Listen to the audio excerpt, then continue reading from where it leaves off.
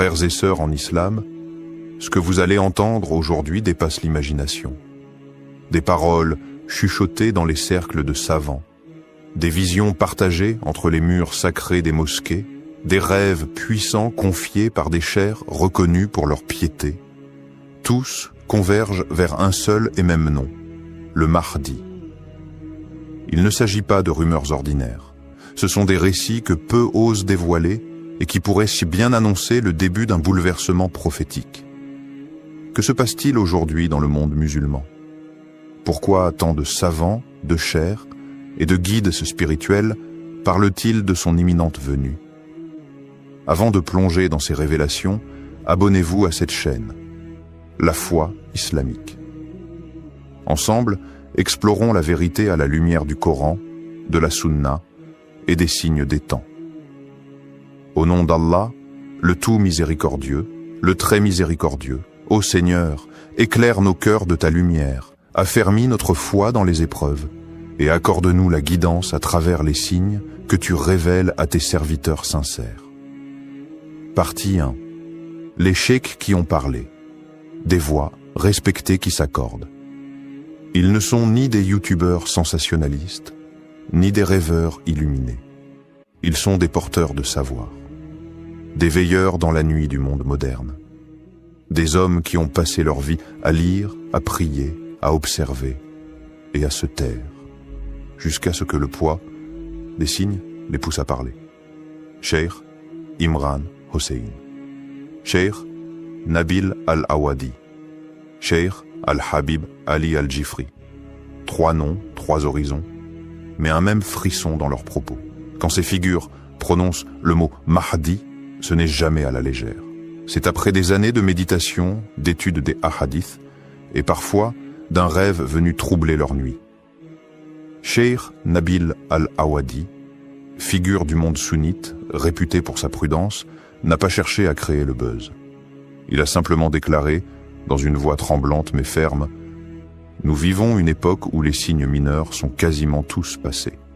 Il ne reste que les grands, et le Mahdi en est la clé. » Cette phrase n'est pas un cri, c'est un signal, discret mais profond. Et pour ceux qui connaissent la science des signes, ce genre de déclaration ne peut être ignoré. Ce n'est pas un homme quelconque qui parle, c'est un érudit, formé, entouré, respecté. Et pourtant, il ose évoquer ce que beaucoup n'osent qu'effleurer, l'imminence. Puis vient Cheikh Al-Habib Ali Al-Jifri, dont la parole est connue pour sa douceur, mais aussi sa profondeur spirituelle. Il ne donne pas de date. Il ne fait pas de chronologie. Il raconte un rêve qu'il a vu, un rêve bouleversant. Un homme au visage lumineux, à la Mecque, entouré de croyants criant « Tu es notre guide ». Il n'a pas dit que c'était le Mahdi. Il n'a pas prononcé ce mot. Mais son regard, en racontant ce rêve, parlait pour lui. Il tremblait d'émotion, comme si cette vision avait traversé son âme. Ce qu'il faut comprendre ici, c'est que ces hommes n'agissent jamais sur une impulsion. Ils sont les héritiers d'un savoir minutieux, transmis à travers les générations. Lorsqu'ils parlent, c'est avec des siècles de prudence derrière eux. Alors pourquoi maintenant? Pourquoi ces allusions, ces récits, ces alertes? Parce qu'ils sentent, non pas dans un délire mystique, mais dans une analyse du monde. Ils voient les systèmes s'effondrer, les tyrans se multiplier, les cœurs s'assombrir, et l'humanité atteindre un tournant. Et dans ce contexte chaotique, leur voix devient une lanterne. Une lanterne qui ne dit pas « il est là », mais qui murmure « il approche ». Et ce murmure devient une symphonie quand on entend Cheikh Imran Hossein évoquer la fin des temps. Depuis des décennies, il décrypte les signes. D'abord ignoré, puis critiqué, il est aujourd'hui écouté. Pourquoi? Parce que ce qu'il a annoncé hier devient réalité aujourd'hui. Lui aussi évoque l'arrivée du Mahdi. Pas comme une certitude datée, mais comme une conséquence logique de ce que les textes annoncent et que les événements mondiaux confirment. Ces cheikhs ne cherchent pas à convaincre. Ils appellent à préparer. non pas les valises, mais les cœurs. Ils ne disent pas « croyez à notre vision », ils disent « retournez à Allah, rapprochez-vous de la vérité, soyez prêts ». Et c'est peut-être cela le plus bouleversant. Ce n'est pas le contenu de leur vision qui nous secoue, c'est leur sincérité, leur prudence, leur douleur aussi lorsqu'ils évoquent ce qui vient. Car ils savent que l'arrivée du Mahdi ne sera pas un feu d'artifice. Ce sera une secousse, un réveil, une épreuve. Et seuls les cœurs connectés à la lumière divine tiendront. Partie 2. Des rêves révélateurs. Ce que certains ont vu du Mahdi. Dans le silence de la nuit, alors que le monde dort et que les âmes s'élèvent, certains voient. Pas avec les yeux du corps, mais avec ceux du cœur. Ces rêves ne sont pas des fantaisies. Ce sont des fragments, des éclats du monde invisible que Dieu offre à ceux dont le cœur est purifié. Le prophète Muhammad l'a dit. Le rêve véridique est une des 46 parties de la prophétie. Et dans notre époque troublée, ces rêves se multiplient, pas chez n'importe qui, mais chez des hommes de science, des femmes pieuses, des étudiants sincères, des chers silencieux que le ciel réveille. Un cher Marocain a confié le regard humide que dans son sommeil, il s'est vu transporté à Médine. Là, debout devant le noble tombeau du prophète, un homme pleurait, les mains levées, le cœur déversé en larmes. Et puis cette voix venue de nulle part, ou peut-être d'en haut, « Voici le Mahdi que tu attends ». Il s'est réveillé tremblant. Il n'a pas cherché à interpréter, il a seulement su. Quelque chose s'est imprimé en lui, comme une certitude douce et pesante à la fois. Il n'a pas cherché à en parler partout. Il l'a partagé à quelques élèves, à ceux capables d'entendre sans moquerie, de ressentir sans idolâtrer. Ce rêve n'est pas isolé. Il fait partie d'une constellation. En Égypte, un fakir raconte avoir vu une foule immense autour de la Kaaba. Un homme, vêtu simplement, au regard baissé, refusait de monter sur le minbar. Mais les gens le suppliaient. Ils l'appelaient par un nom qu'il n'ose plus répéter sans frissonner. À Karachi, une femme pieuse raconte une vision où la nuit s'est éclairée d'une lumière intense. Un homme marchait entre les ruines d'un monde brisé. Derrière lui, des enfants, des savants, des orphelins. Il ne parlait pas, mais sa présence apaisait. Les oiseaux se taisaient et même le vent semblait écouter. Et ce qui trouble le plus, c'est l'universalité de ces visions. Pakistan, Yémen, Europe, Afrique, Indonésie, France, partout, les récits se recoupent. Le même homme, la même pudeur, la même scène, la foule, la lumière et une voix qui désigne sans désigner, et pourtant, aucune coordination entre ces rêveurs. Aucun agenda, juste des cœurs qui cherchent Dieu, des âmes qui pleurent en prière. Et parfois, la nuit leur répond. Ces rêves parlent tous de la même chose. Un homme qui ne veut pas être reconnu, qui refuse le pouvoir, mais que les gens reconnaissent malgré lui. Un homme qui pleure devant le prophète et qui porte une lumière intérieure que même les aveugles sentiraient en passer. Alors, que faire de ces récits? Les rejeter en bloc? Les ranger dans une case de coïncidence collective? Ou faut-il, peut-être, se poser une autre question? Et si ces rêves n'étaient pas là pour désigner un homme, mais pour réveiller des cœurs? Peut-être qu'Allah nous montre ce visage, non pas pour qu'on le suive aveuglément, mais pour qu'on se prépare à ce qu'il représente. La fin de la corruption, le retour de la justice, le triomphe de la vérité. Le début d'une ère où l'islam se vivra avec sincérité, non plus dans la peur ou la honte. Et dans cette époque pleine de mensonges, de confusion et de douleur, ces rêves sont peut-être les derniers flambeaux avant la grande lumière. Partie 3. Les signes qui les ont poussés à parler. Il y a un moment où le silence devient trahison. Un moment où se taire face à l'effondrement du monde revient à abandonner les âmes à l'errance. Ce moment, selon certains savants, est arrivé, Depuis des années, les cheikhs les plus lucides observaient. Ils analysaient. Ils patientaient. Mais aujourd'hui, ils parlent. Et si des voix comme Cheikh Imran Hossein, Cheikh Nabil Al-Awadi ou Cheikh Al-Jifri ont décidé de s'exprimer sur le Mahdi, ce n'est pas par hasard. Ce n'est pas pour provoquer. C'est parce qu'ils ont vu les signes. Et ces signes sont devenus trop évidents, trop puissants pour être ignorés. Guerre dévastatrice au Moyen-Orient. Des villes réduites en cendres. Des enfants enterrés sous les ruines. Des peuples brisés, dispersés, déshumanisés. Et à chaque nouvelle guerre, un même schéma. Oppression, injustice, silence des puissants. Jérusalem sous tension. Cheikh Imran Hossein ne cesse de le répéter. Celui qui ne comprend pas le rôle prophétique d'Israël et de Jérusalem dans la fin des temps ne peut comprendre l'éveil du Mahdi.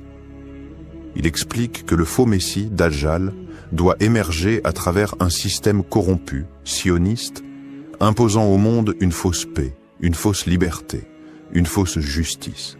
Et que le Mahdi, à l'inverse, apparaîtra comme un contre-choc, un retour à la vérité absolue, à la justice divine.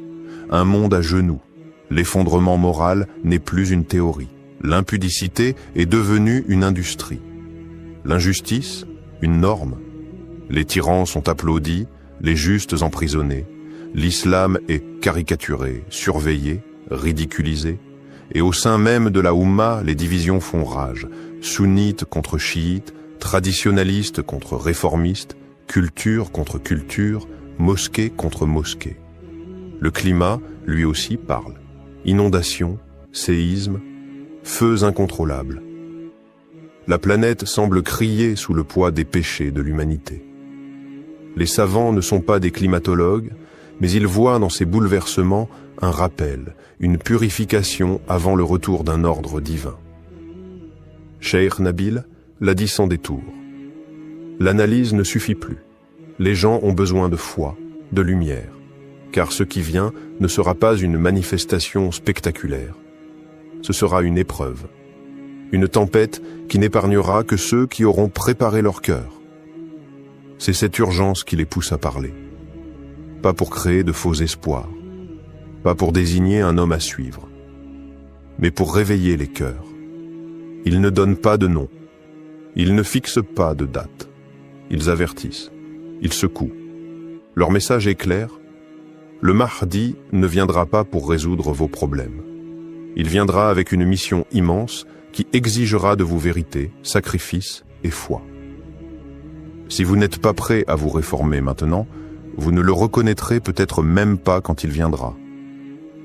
Ces chers voient, pas parce qu'ils sont devins, mais parce qu'ils ont appris à lire le monde avec le Coran dans une main, les hadiths dans l'autre, et les yeux tournés vers les signes d'Allah. Et ces signes, aujourd'hui, hurlent. Partie 4. La peur et l'humilité des savants devant ces signes. Il y a des vérités qu'on ne crie pas. On les chuchote avec respect, avec tremblement. Car elles ne sont pas des slogans, elles sont des responsabilités. Et c'est dans ce silence lourd, rempli de crainte et d'humilité, que les savants parlent du Mahdi. Ils ne s'affichent pas comme des visionnaires. Ils ne cherchent ni gloire, ni vue, ni applaudissements. Ils ne se prennent ni pour prophètes, ni pour élus. Non. Ils baissent l'âme la tête. Ils disent, nous ne savons pas, mais nous sentons. Et ce que nous sentons, c'est un appel. Leur voix n'est pas celle de la prédiction, mais celle de la précaution. Ils ne veulent pas exciter les foules, mais réveiller les cœurs. Cheikh Al-Habib Ali Al-Jifri l'a résumé dans une parole sobre et forte. Ce n'est pas notre rôle de dire quand, mais c'est notre devoir de dire comment s'y préparer. Et le comment ne parle jamais de politique, ni d'armes, ni d'agitation. Il parle de tauba, de ce retour intime à Allah, sincère, silencieux. Il parle de prières nocturnes, celles que personne ne voit, celles que seule la miséricorde d'Allah entend. Il parle de lecture du Coran, pas en récitation automatique, mais en méditation, en imploration. Il parle de purification du cœur, d'abandon des rancunes, des orgueils, des attaches mondaines. Car ce qui arrive, si cela arrive dans notre génération, ne sera pas une gloire facile, mais une épreuve immense. Le Mahdi, s'il est proche, ne viendra pas avec des promesses de confort ou des miracles de facilité. Il ne viendra pas flatter les foules, ni confirmer les illusions. Il viendra avec la vérité, pure, tranchante, exigeante. Et cette vérité ne se lit pas sur les pancartes, elle se lit dans les âmes. Et seules celles qui auront été purifiées pourront la reconnaître. Les savants insistent donc. Ce n'est pas une question de date, c'est une question d'état. Peut-être ne viendra-t-il pas dans nos vies. Peut-être oui.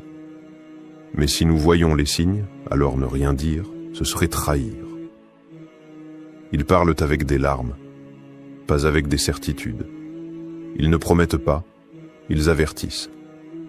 Car la peur qu'ils portent dans leur cœur n'est pas celle du chaos, mais celle d'un peuple musulman endormi, qui pourrait rater ce moment décisif par simple distraction.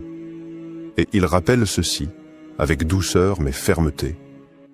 Ne vous occupez pas de reconnaître le Mahdi, occupez-vous de devenir le genre de croyant qu'il reconnaîtra. Le Mahdi ne regardera pas la barbe, ni la tunique, ni les discours grandiloquents. Il regardera les cœurs, il les sentira, il les appellera.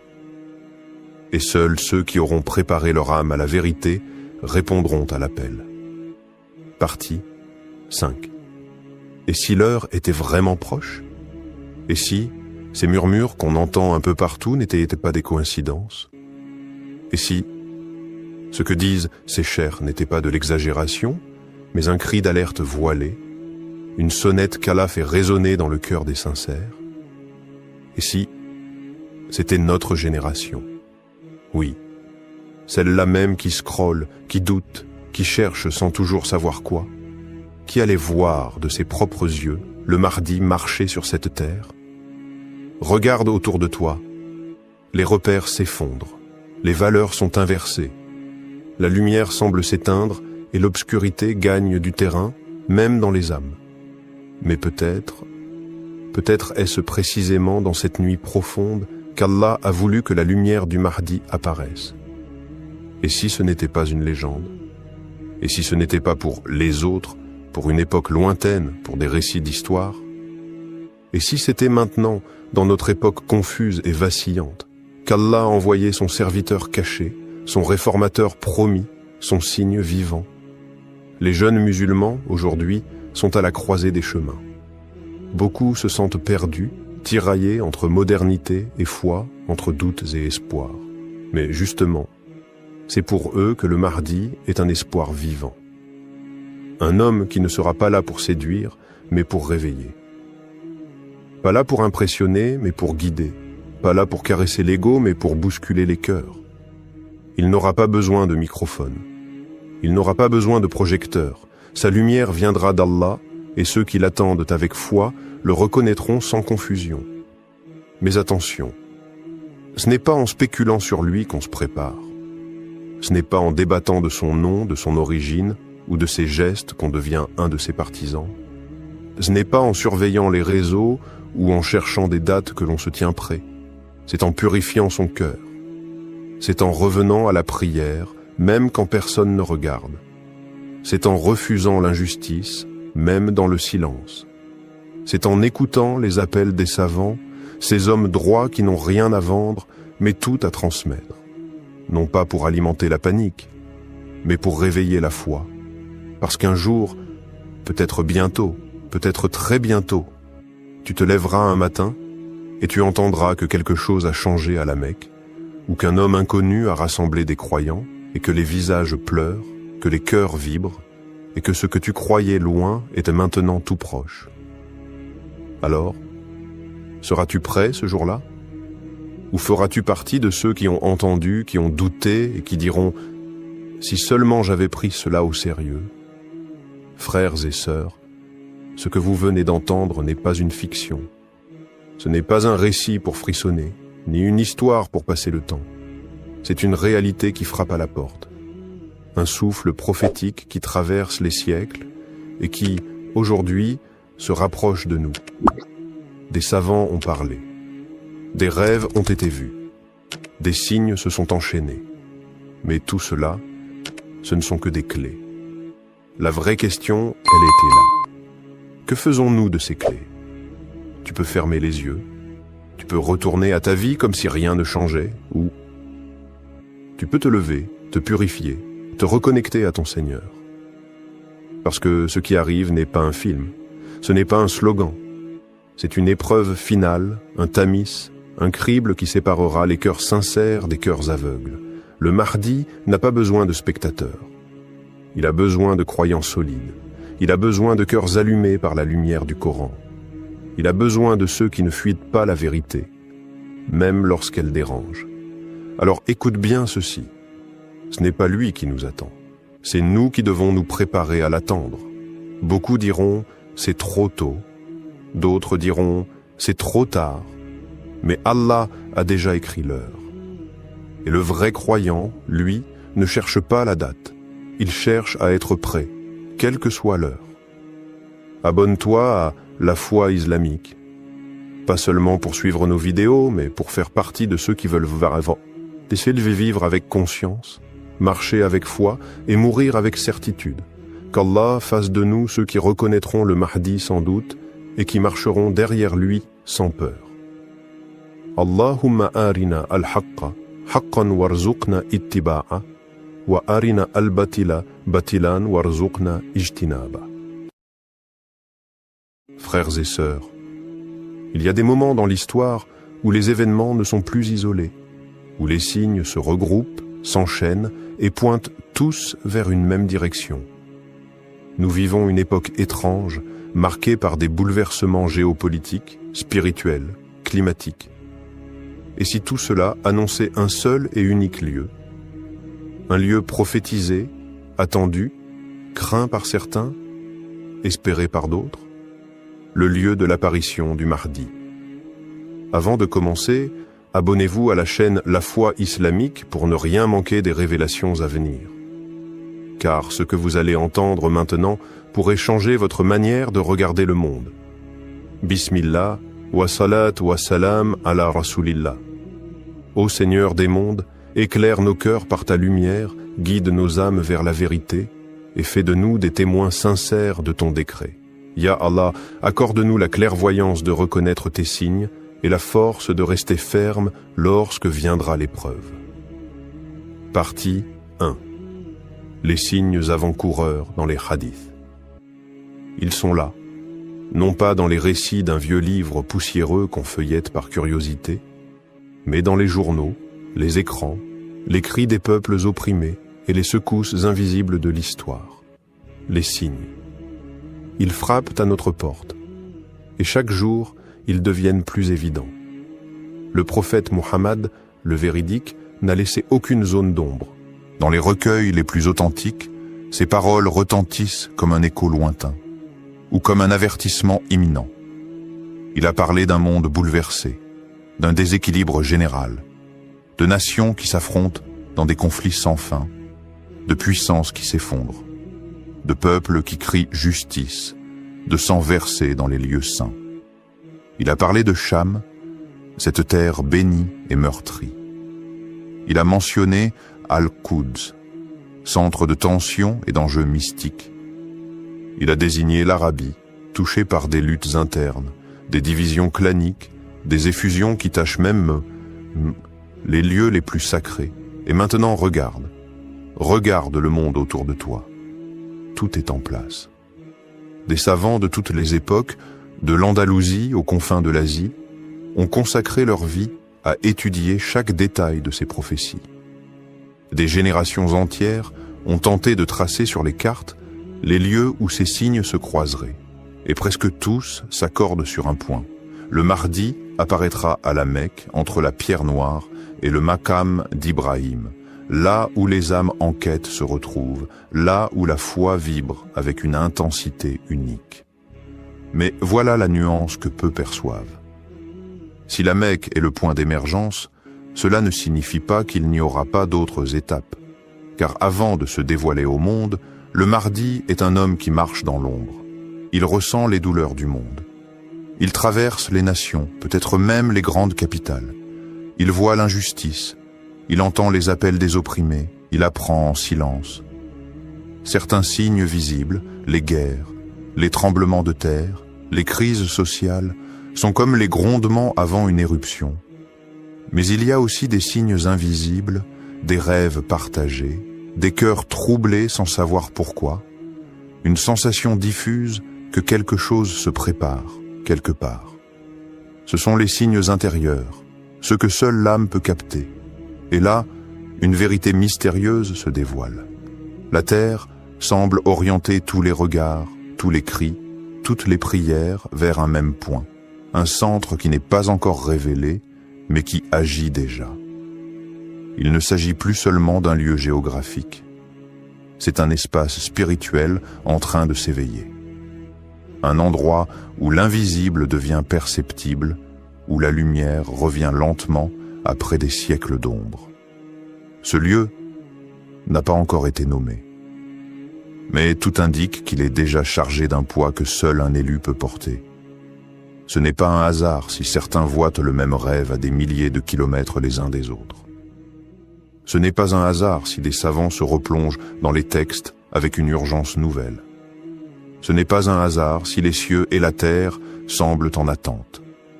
La prophétie avance. Et ceux qui regardent avec les yeux du cœur savent que les signes ne sont pas finis. Ils ne font que commencer et ils convergent vers un seul endroit. Partie 2. Le point de convergence des crises mondiales. Regarde autour de toi. Pas avec des yeux fatigués par l'information continue, mais avec des yeux lucides, éveillés, conscients. Quelque chose de plus profond que les chiffres et les bulletins d'actualité est en train de se jouer. Le monde se fracture. Et pourtant, ces fractures suivent un tracé qui nous ramène toujours au même point. À l'est, le Moyen-Orient brûle. Gaza saigne. La Syrie gémit. L'Irak panse encore ses plaies. Le Yémen supplie dans le silence médiatique.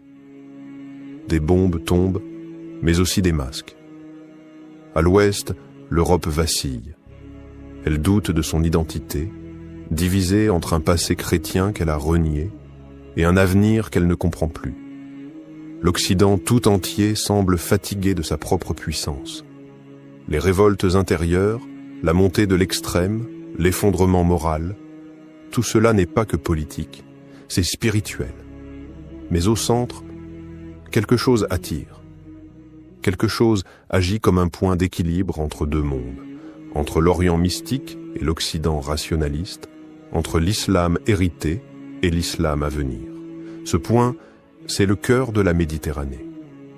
Une zone où Jérusalem, Damas et la péninsule arabique forment un triangle sacré. Un triangle qui, depuis des siècles, abrite les plus grands bouleversements spirituels et géopolitiques. Mais quelque chose a changé, quelque chose de subtil. Les signes récents, les tensions invisibles, les rêves collectifs, les basculements soudains, tous commencent à indiquer un autre lieu.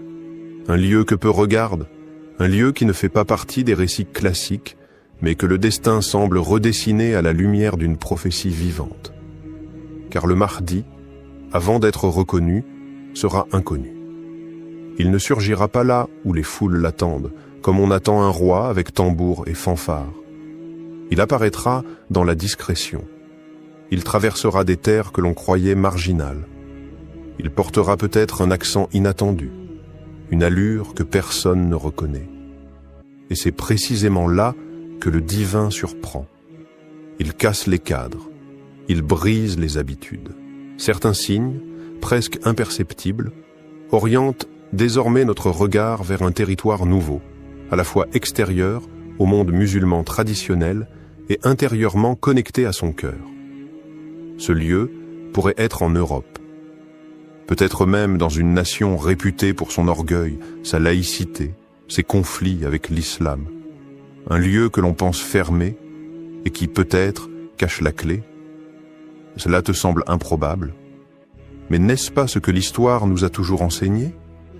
Que les révolutions naissent là où on ne les attend pas. Que les élus viennent de peuples oubliés, que les lumières jaillissent du cœur des ténèbres. Les tensions actuelles ne sont pas seulement politiques. Ce sont des signaux divins. Elles pointent vers un nouveau carrefour, un endroit d'intersection, de rupture et de renaissance. Un point où l'ancien monde s'effondre et où le nouveau prend forme dans le silence. Et si ce lieu était déjà désigné, sans qu'aucun d'entre nous ne l'ait encore compris? Et si les crises elles-mêmes formaient une carte invisible, dessinée par le doigt d'Allah, indiquant l'endroit exact où un événement prophétique doit s'accomplir? Rien n'est au hasard, et les signes ne mentent jamais. Partie 3. Le rôle caché de l'Occident et l'éveil spirituel inattendu. Et si on t'avait toujours appris à regarder au mauvais endroit? Et si les projecteurs braqués sur l'Orient t'avaient empêché de voir que la lumière du renouveau pourrait surgir de l'ombre même de l'Occident?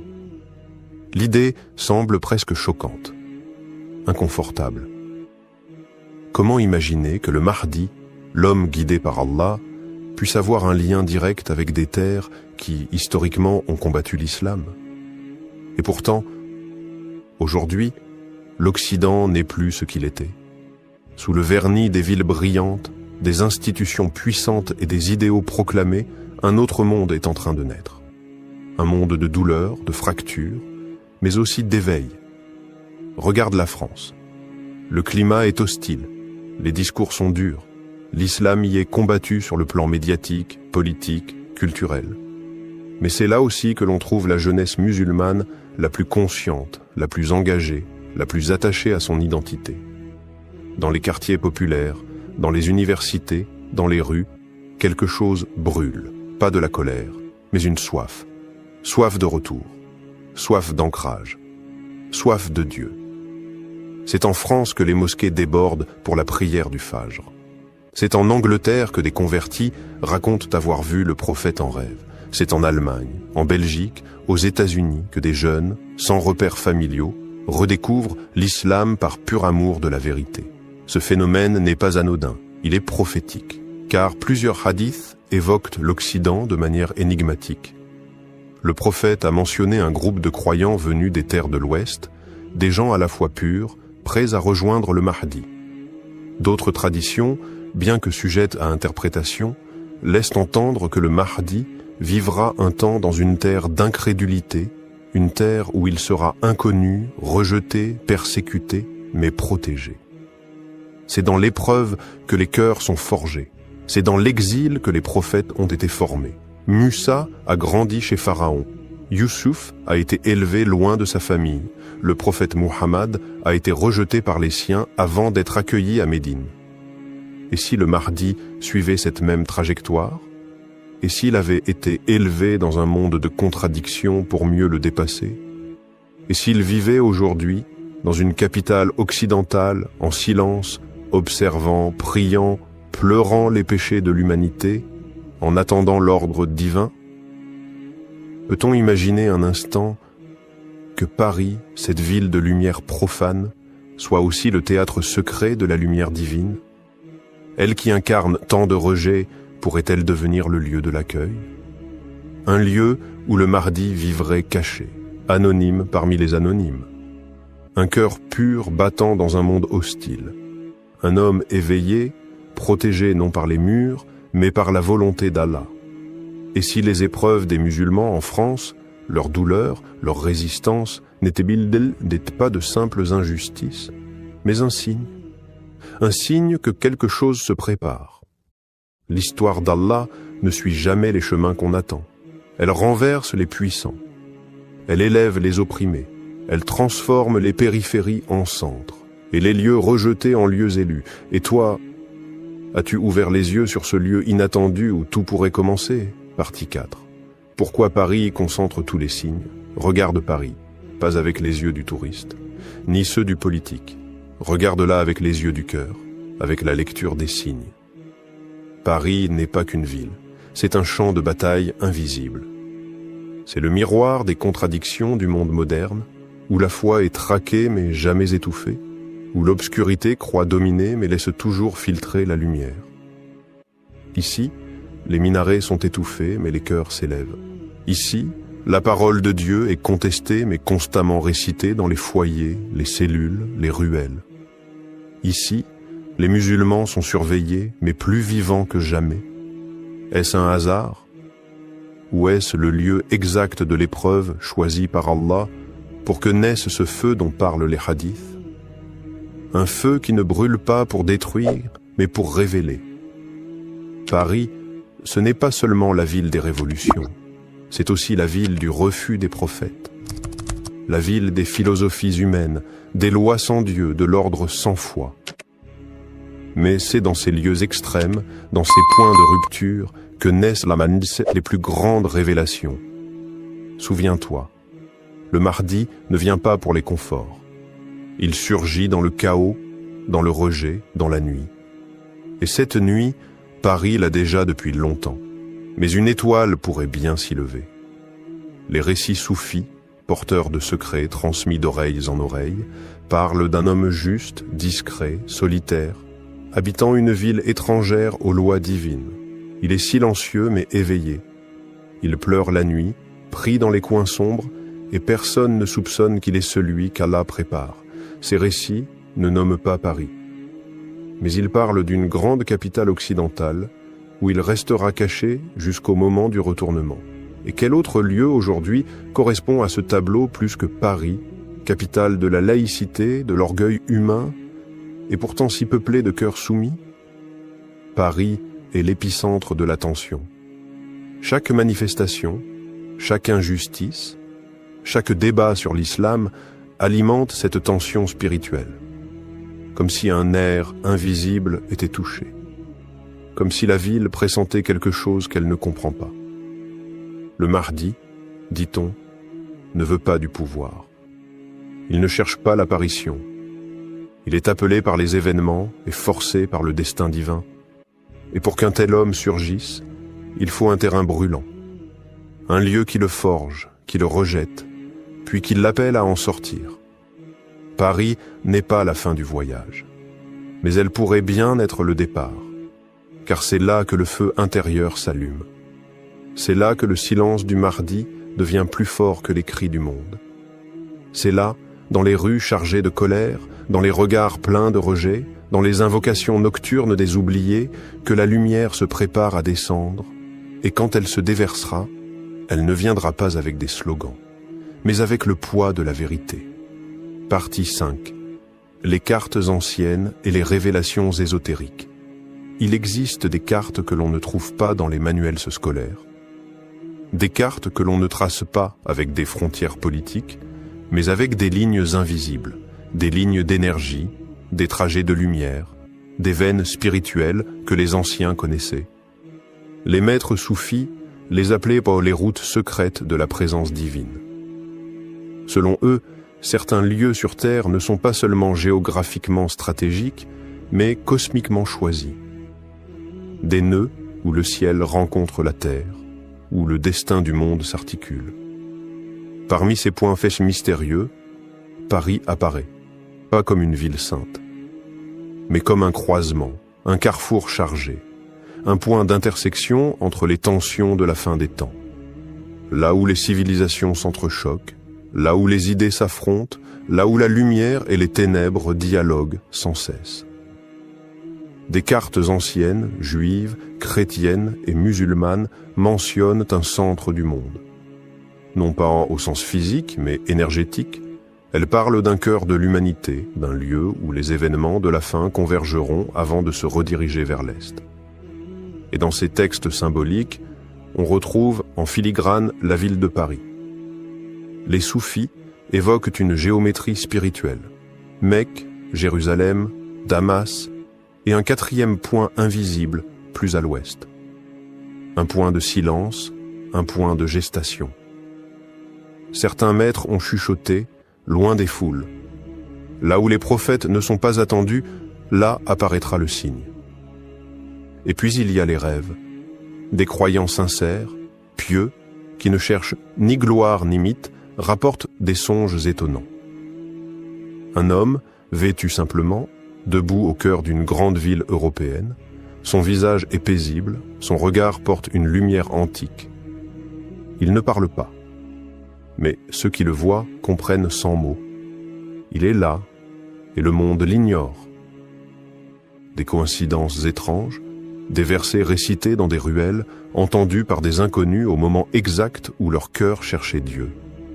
Des apparitions de lumière au-dessus des minarets en pleine nuit, des enfants récitant des sourates qu'on ne leur avait pas encore enseignées, des prières exaucées dans les moments les plus noirs.